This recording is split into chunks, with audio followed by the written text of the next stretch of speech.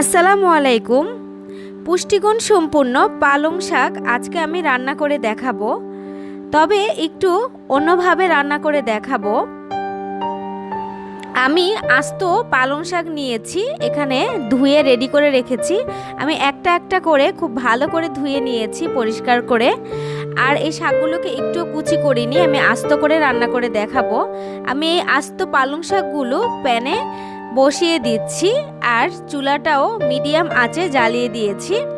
সবগুলো শাক দিয়ে ভালো করে নেড়ে চেড়ে দিব, কিছুটা লবণ অ্যাড করে। লবণ অ্যাড করার ফলে কিন্তু প্রচুর পরিমাণে পানি উঠতে থাকবে শাকটার। তবে লবণটা আগে দেওয়াই ভালো, পরে দিলে লবণটা কিছুটা তেতা হয়ে যায়। আর আমি যতক্ষণ না পর্যন্ত এই পানিটা সম্পূর্ণ শুকিয়ে যাবে ততক্ষণ পর্যন্ত আমি চুলায় রান্না করব। এবং এই অবস্থায় আমি হাই হিটে রান্না করব না, মিডিয়াম আঁচে রান্না করব। অনেকে যে ভুলটা করে থাকে, এই পানিটা সহ এই শাকটা বাগার দিয়ে ফেলে, যার কারণে শাকটা একটা পানে পানে ভাব থাকে, পানসে ভাব থাকে, আর খেতেও ভালো লাগে না এটা। আমি এবার কিছুক্ষণের জন্য ঢেকে দিব শাকটা, যাতে তাড়াতাড়ি হয়ে যায়। পালং শাক অনেক উপকারী, তবে যাদের থাইরয়েডের প্রবলেম আছে তারা এই শাকটা অ্যাভয়েড করাই ভালো। আমি এবার ঢাকনাটা উঠিয়ে চেক করে নিব আমার শাকটার কি অবস্থা। আমি এর মধ্যে কিছুটা পেঁয়াজ কুচি দিয়ে দিব। পেঁয়াজ কুচিটা যদি বাগারের সাথে দেই তাহলে এর স্বাদটা অনেকটা অন্যরকম হয়ে যায়, তাই আমি এর মধ্যে আগেই দিয়ে দিচ্ছি। দেখুন অনেকটাই পানি উঠে এসেছে। আমি পানিটা শুকানো পর্যন্ত এভাবে নেড়ে চেড়ে রান্না করতে থাকবো। আর খুব হাই হিটে কোনো তরকারি রান্না করা ঠিক না, আসলে আর পুষ্টিগুণটা নষ্ট হয়ে যায়। তাই আমি মিডিয়াম লো আঁচে রান্না করে নিচ্ছি। আমার পানিটা প্রায়